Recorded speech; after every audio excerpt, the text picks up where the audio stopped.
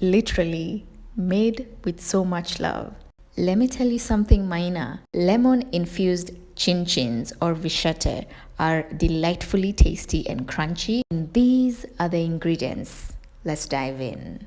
So, in a large bowl with a sieve on top, add 3.5 cups of all-purpose flour and gently sift it using a hand whisk. And if any particle is left behind like this, throw it away. Give the flour a light whisk before we add in the rest of the dry ingredients. At this stage, we add in the flavored dry ingredients or the spices if you wish. So I'm using cardamom as well as cinnamon spice. Kindly note the spices are optional. You don't have to add them if you don't want to.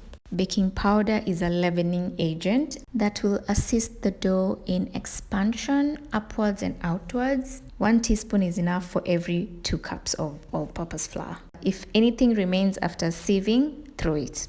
Let's talk about sugar. This is lemon sugar. Sugar mixed in with lemon zest. I'm adding 1/2 cup of lemon sugar, and with the help of a whisk, mix everything until well incorporated. Next is wet ingredients, and I'm using 1/2 cup of freshly squeezed lemon juice, 1/4 cup of melted salted margarine, which is equal to 1.5 tablespoons. For more added flavor, I'm using vanilla essence, and I'll need only 1 teaspoon, 1/2 cup of full fat whole milk at room temperature. First, with the help of a wooden spoon, start mixing the mixture until you get a very dry and shaggy dough. This is the shaggy dough that I was talking about. We're gonna switch things up from the wooden spoon and get dirty with, of course, clean hands.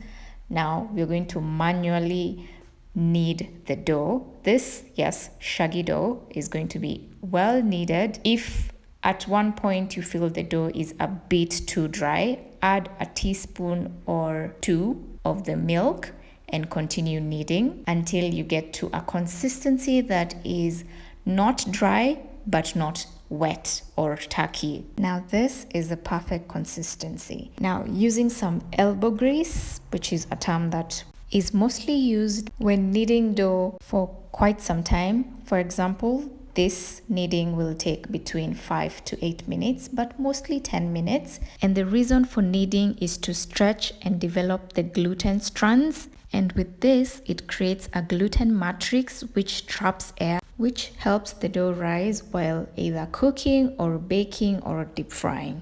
If you're keen to notice the kneading technique, I'm using the heel of my palm to stretch the dough and bring it back, trapping the air and repeating. I know for sure most of you don't like getting your hands dirty, but this kneading of dough is very therapeutic. This feeling is like playing with edible plasticine. It's very, very soothing, if I do say so myself. The main reasons for resting dough is to allow hydration and let the gluten strands relax. After resting the dough for 40 minutes, divide the dough into 2 halves, lightly reshape each piece and set one aside. Now roll out the dough to your preferred thickness, should be at least 1 inch thick. Now these are not your basic square-shaped chin-chins. These will be heart-shaped. Guys, we cannot continue being basic. We need to live life with full hearts. Oh my God, I am so corny. I am so sorry that you had to listen to this part. But I mean, look at this. Look at these little gorgeous hearts. Why would you want them square or any other shape? Hearts are the only way to people's hearts. This is how to test if your oil is hot and ready for deep frying. Those little bubbles is our green light. Now drop each heart into the hot oil and let it cook for a couple of minutes until they turn golden brown. Don't they look so delightful? You shouldn't have them any other way. Search no further.